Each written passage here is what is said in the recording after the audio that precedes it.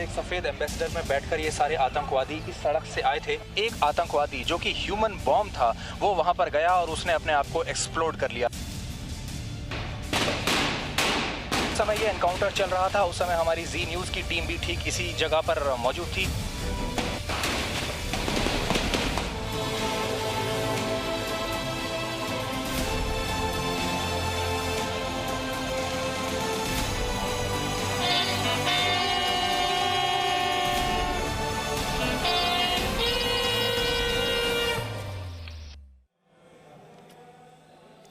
आज 13 दिसंबर है। संसद पर हमले की 19वीं बरसी। आज के दिन 2001 में संसद पर जैश ए मोहम्मद के आतंकियों ने हमला किया था। इस हमले में 9 सुरक्षाकर्मी शहीद हो गए थे। आज पीएम मोदी ने संसद हमले के शहीदों को श्रद्धांजलि दी। पीएम ने कहा कि देश इस कायरतापूर्ण हमले को कभी नहीं भूल सकता।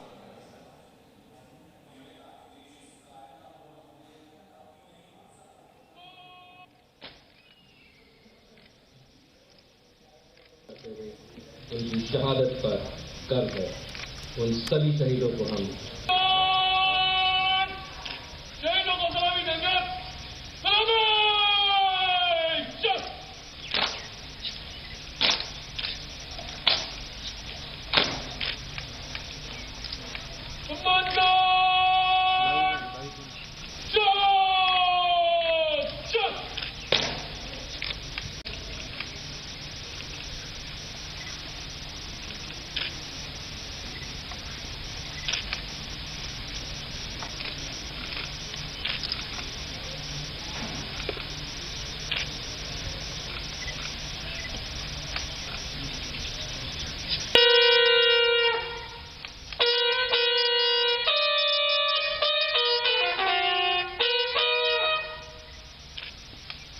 अब हम शहीदों के सम्मान में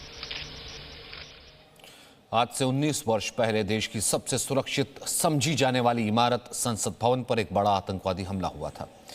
13 दिसंबर 2001 को भारतीय संसद पर 5 आतंकवादियों ने हमला कर दिया था। इस हमले के वक्त संसद में देश के तत्कालीन गृहमंत्री लालकृष्ण आडवाणी समेत 100 से ज्यादा सांसद और मंत्री मौजूद थे। जब यह हमला हुआ तब खुद जी न्यूज के editor in chief Sudhir Chaudhary संसद भवन में मौजूद थे। उन्होंने देखा कि किस तरह संसद कैंपस में तैनात जवानों ने बहादुरी के साथ आतंकियों का मुकाबला किया।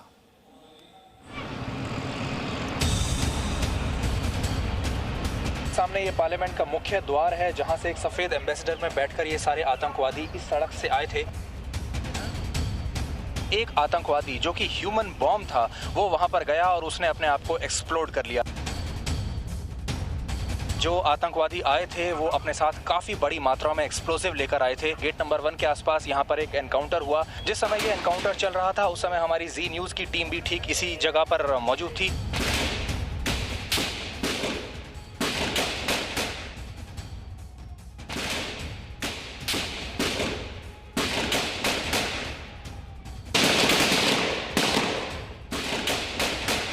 चलो भागे।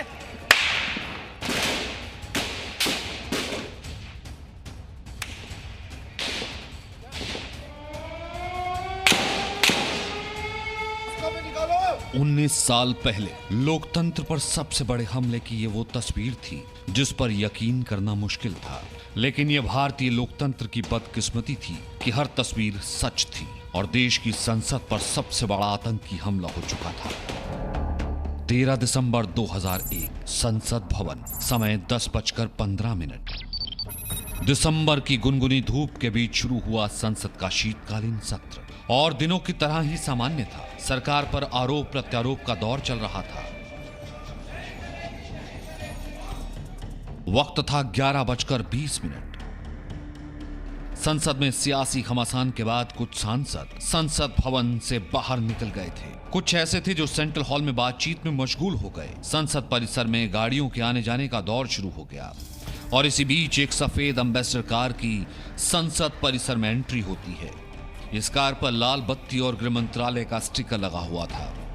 संसद में मौजूद सुरक्षाकर्मी अब तक इस बात को लेकर के बेखबर थे कि इस गाड़ी में सवार 5 आतंकवादी संसद को बंधक बनाने के इरादे से आगे बढ़ रहे हैं। ये जो आप देख रहे हैं सामने, ये पार्लियामेंट का मुख्य द्वार है, जहां से एक सफ़ेद एम्बेसडर में बैठकर ये सारे आतंकवादी इस सड़क से इस तरह से आए थे और इसके बाद इन्होंने यहाँ से इस तरह से ये गाड़ी वहाँ पर मुड़ी। और जो सामने आप देख रहे हैं वो गेट नंबर 11 है, जहाँ से वाइस प्रेसिडेंट और दूसरे जो गणमान्य लोग हैं वो वहाँ से संसद भवन में जाते हैं।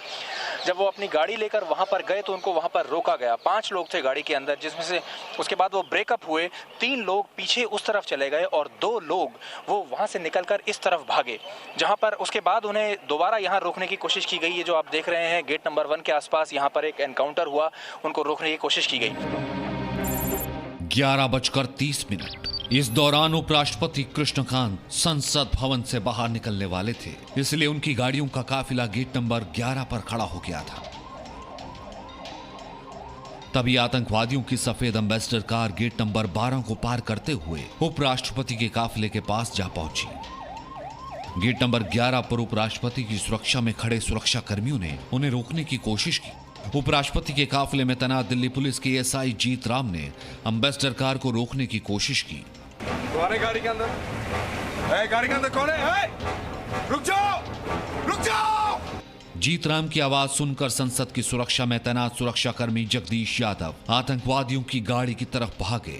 जगदीश यादव आतंकवादियों को गाड़ी रोकने की चेतावनी देते हुए संसद के सभी दरवाजे बंद करने की सूचना देते हैं और इतने में ही आतंकवादी फायरिंग शुरू कर देते हैं।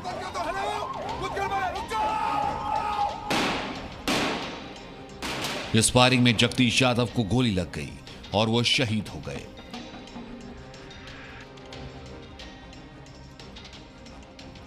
जब फायरिंग शुरू हुई तब कई सांसदों को ऐसा लगा जैसे कोई संसद भवन के पास पटाखे चला रहा हो।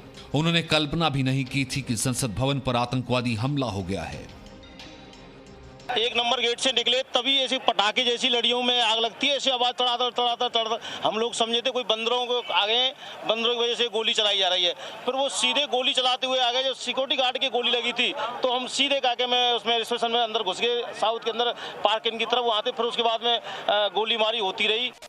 लेकिन तब तक संसद की सुरक्षा में लगे गार्ड्स पूरी तरह सतर्क हो गए। सुरक्षा कर्मियों ने संसद को चारों तरफ से घेर लिया था। आतंकवादियों की गोलियों से हुए घायलों की जान बचाना भी सुरक्षा कर्मियों के लिए बड़ी चुनौती बनता रहा था। इस बीच आतंकवादियों की एक गोली मीडिया के कैमरामैन को लग गई। आतंकवादियों और सुरक्षा कर्मियों के बीच हो रही अंधाधुंध फायरिंग ने संसद से बाहर निकलने वाले सारे रास्तों को बंद कर दिया था। 11:36। इस वक्त तक सरकार में ऊपर से लेकर नीचे तक किसी को अंदाजा नहीं था कि संसद की सुरक्षा में बड़ी सेंध लग चुकी है। संसद परिसर में ताबड़तोड़ गोलियों की आवाज ने सुरक्षा कर्मियों में हड़कंप मचा दिया था। उस वक्त देश के गृह मंत्री लालकृष्ण आडवाणी समेत करीब 100 से ज्यादा सांसद संसद भवन की मेन बिल्डिंग में ही मौजूद थे। आतंकवादियों का मकसद किसी भी तरफ से संसद में घुसकर मंत्रियों और सांसदों को बंधक बनाना था, लेकिन संसद के दरवाजे पहले ही बंद किए जा चुके थे और आतंकवादी अपनी पूरी कोशिश के बावजूद संसद की मेन बिल्डिंग के अंदर जाने में कामयाब नहीं हो पाए। इस बौखलाहट में आतंकवादियों ने वहां मौजूद मीडिया को निशाना बनाया, जो अपनी जान की बाजी लगाकर हमले की तस्वीर कैमरे में रिकॉर्ड कर रहे थे। जिस समय ये एनकाउंटर चल रहा था उस समय हमारी जी न्यूज़ की टीम भी ठीक इसी जगह पर मौजूद थी। आप हमारे पीछे देख सकते हैं, ये एक खास जगह बनाई गई है जहां मीडिया के लोगों को, जहां पर लोग खड़े होते हैं। सारे नेता यहीं पर आते हैं हमसे बातचीत करने के लिए और हर रोज़ की तरह हमारी कैमरा टीम आज भी यहाँ पर मौजूद थी और ठीक 15 मीटर की दूरी पर यहाँ से एनकाउंटर चल रहा था। सारे कैमरामैन उस समय यहाँ पर मौजूद थे और गोलियां जब आतंकवादियों ने देखा, यहाँ पर उन्होंने मीडिया के लोगों को देखा तो उन्होंने यहाँ भी गोली चलानी शुरू कर दी। हमारे कैमरामैन थे उस समय यहाँ पर शंकर मलिक। शंकर, आपने मौत को इतने करीब से देखा, कैसे बचे आप? अब मैंने जब पहले देखा जी, पहली बार ऐसे हो रहा है। मैंने मेरे साथ में एक बंदा था, उसको गोली लगा, मैं अपने कान में खुद उठा के लेके और एम्बुलेंस में छोड़ के आया जी। और ये तो जी न्यूज़ की टीम की कहानी थी जो उस समय यहाँ पर मौजूद थे। यहाँ पर और भी काफ़ी सारे पत्रकार मौजूद थे जिन्होंने अलग अलग जगहों पर छुपकर अपनी जान बचाई। इस बीच गोली एक आतंकी के शरीर पर बंधे विस्फोटक की बेल्ट से टकरा गई और पलक झपकते ही विस्फोटक में धमाका हो गया और आत्मघाती आतंकी के शरीर के निचले हिस्से की धज्जियां उड़ गई। इस धमाके की गूंज और जले हुए बारूद की गंध हर तरफ फैल गई। वहां पर एक आतंकवादी जो कि ह्यूमन बॉम्ब था वो वहां पर गया और उसने अपने आप को एक्सप्लोड कर लिया। एक्सप्लोजन इतना ज़्यादा बड़ा था कि वहां पर ऊपर तक छत तक जो है मांस के लोथड़े ऊपर लगे हुए हैं, मांस चारों तरफ फैला हुआ है वहां पर। आतंकियों को रोकने के लिए जबरदस्त जवाबी फायरिंग जारी थी और इस बीच 5 में से 3 आतंकी हमजा, राणा और राजा अंधाधुंध फायरिंग करते हुए गेट नंबर 9 की तरफ बढ़ रहे थे। लेकिन सुरक्षा कर्मियों के निशाने के सामने आते ही ये तीनों आतंकी भी गेट नंबर 9 पर मारे गए। हालांकि एक आतंकवादी हैदर की तलाश अब भी जारी थी। हैदर पूरे संसद भवन का चक्कर लगाते हुए उस गेट नंबर 5 तक पहुंच गया जिसका इस्तेमाल प्रधानमंत्री करते हैं। लेकिन वहां मौजूद सीआरपीएफ के एक जवान की बंदूक की निकली गोली से हैदर भी मारा जाता है। 5 आतंकियों के मारे जाने के बावजूद इस वक्त सुरक्षा कर्मियों को नहीं पता था कि आखिर संसद पर हमला किन आतंकियों ने किया है, कितने आतंकियों ने किया है। इसकी एक वजह यह भी थी कि मारे गए 5 आतंकियों ने जो हैंड ग्रेनेड चारों तरफ फेंके थे उनमें से कुछ आतंकियों के मारे जाने के बाद फटे। महज 45 मिनट के अंदर सभी आतंकियों के मारे जाने के बावजूद कोई रिस्क नहीं लेना चाहते थे सुरक्षा कर्मी।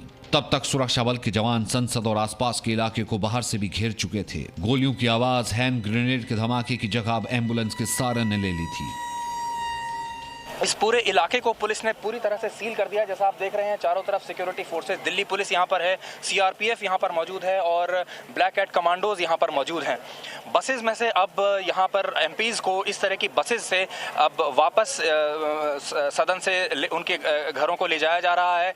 और एक सोच ये है कि सांसदों का और मंत्रियों का अब यहाँ पर ज़्यादा देर खड़े रहना ठीक नहीं है। संसद पर हमले को नाकाम करने में करीब 45 मिनट लगे, लेकिन इन 45 मिनटों ने जो निशानी हमारे देश को दी वो आज भी मौजूद है। 5 आतंकियों को खत्म करने के बाद कुछ वक्त ये तय करने में लगा कि सारे आतंकी मारे गए हैं। इसके बाद एक एक करके बम निरोधी दस्ता, एनएसजी के कमांडो संसद भवन में पहुंचते हैं जो संसद परिसर में मिले जिंदा बमों को डिफ्यूज करने में जुट गए। तलाशी के दौरान आतंकियों के बैग से ज्यादा विस्फोटक के अलावा खाने पीने का सामान भी मिला। वो ज्यादा से ज्यादा वक्त तक संसद में रुकने के लिए तैयार होकर आए थे। आतंकियों का मकसद था कि हमले के दौरान सांसदों और मंत्रियों को बंधक बना लिया जाए, लेकिन ऐसा नहीं हो पाया। अब जांच एजेंसियों की नजर उस एम्बेसडर कार पर पड़ती है जिससे आतंकी आए थे। इस कार की जांच में पता चला कि आतंकी करीब 30 किलो आरडीएक्स लेकर संसद भवन में घुसे थे। इससे अंदाजा लगाया जा सकता है कि अगर आतंकी इस कार में विस्फोट करने में कामयाब हो जाते तो संसद की तस्वीर क्या होती। Bureau report, ji media. Presenting B News app, available on Google Play and App Store. Download it now.